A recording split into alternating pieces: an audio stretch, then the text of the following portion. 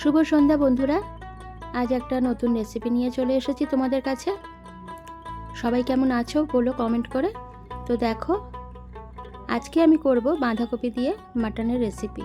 তো প্রথমে আমি দেখেই নিচ্ছ যে মিক্সির বোলের মধ্যে আমি কিছু রসুন, পেঁয়াজ, কাঁচা লঙ্কা, একটু গোলমরিচ আর গরম মশলার অল্প সামান্য দুটো একটা করে লবঙ্গ, দারচিনি, এলাচ এগুলো দিয়েছি। তারপরে দেখো, আমি খুব অল্প বাঁধাকপি কেটেছি, বেশি নিইনি বাঁধাকপি, আর কিছু টমেটো কুচিয়ে নিয়েছি।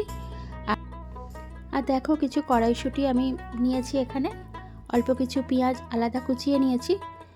তো আমার রান্নাটা আমি কিভাবে করছি তোমাদের সঙ্গে সেটাই শেয়ার করছি। তোমরা বিভিন্নভাবে করতে পারো, আমি আমার মতো শেয়ার করলাম।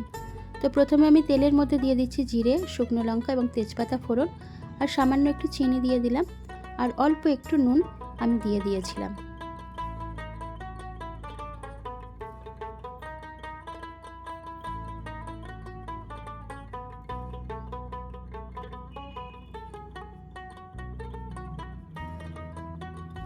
তো এবারে আমি পেঁয়াজ কুচিগুলো তেলের মধ্যে দিয়ে ভাজতে লাগলাম।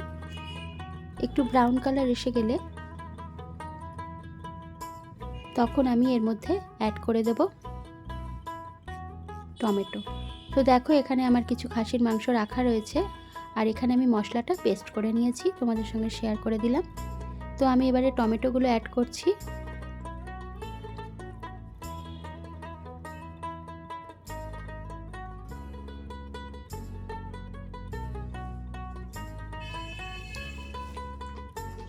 দিয়ে দিলাম আরেকটু নুন, টমেটোগুলো যাতে তাড়াতাড়ি নরম হয়ে যায় সেই কারণে। তো আমার টমেটো আর পেঁয়াজটা বেশ ভালো কষা হয়ে যেতে আমি এবারে এর মধ্যে দিয়ে দেব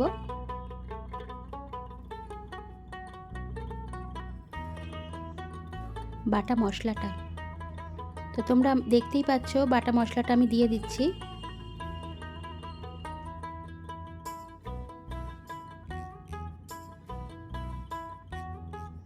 দিয়ে কিছুক্ষণ নাড়াচাড়া করে ভালো করে কষিয়ে নিতে হবে।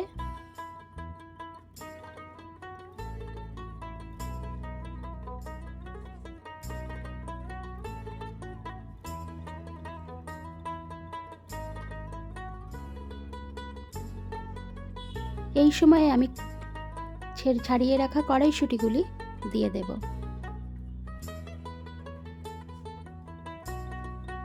তারপরে আমি অ্যাড করলাম মাংস। এখানে আমার 500-র মতো মাটন ছিল।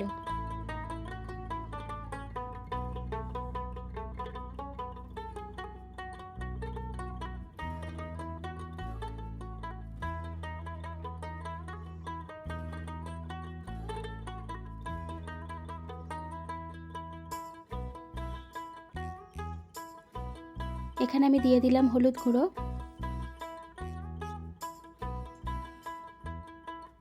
লঙ্কা গুঁড়ো, তোমরা তোমাদের স্বাদ অনুযায়ী দেবে, আর একটু কাশ্মীরি লঙ্কার গুঁড়ো দিয়ে দিলাম ভালো রঙটা আসার জন্য।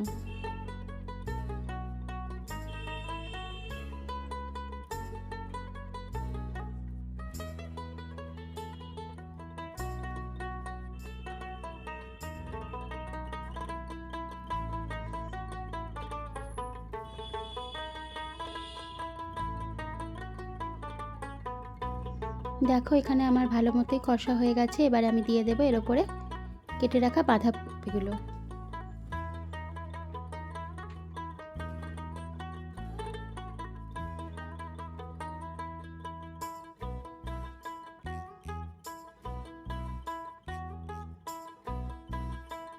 বাঁধাকপিগুলো ভালো করে নাড়াচাড়া করে একটু কষিয়ে নিতে হবে।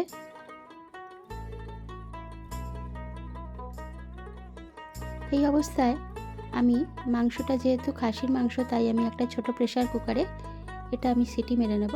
তোমরা তোমাদের প্রয়োজন মতো সিটি দেবে, আমি 3-4টে দিয়েছিলাম। আর এবারে দেখো, আমার মাংসটা সেদ্ধই হয়ে গেছে আর এই লুকটা এসেছে। আমি এর মধ্যে দিয়ে দিলাম গরম মশলা আর 1 চামচ ঘি দিয়ে দেব।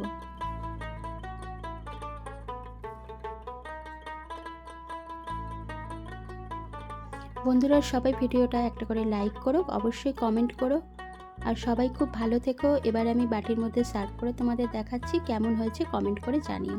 বাঁধাকপি দিয়ে খাসির মাংস তোমরা নিশ্চয়ই অনেকে বাড়িতে করো। আমি একটু ঝোল ঝোল রেখেছি যাতে রুটি ভাত সব কিছুর সঙ্গেই খাওয়া যায়।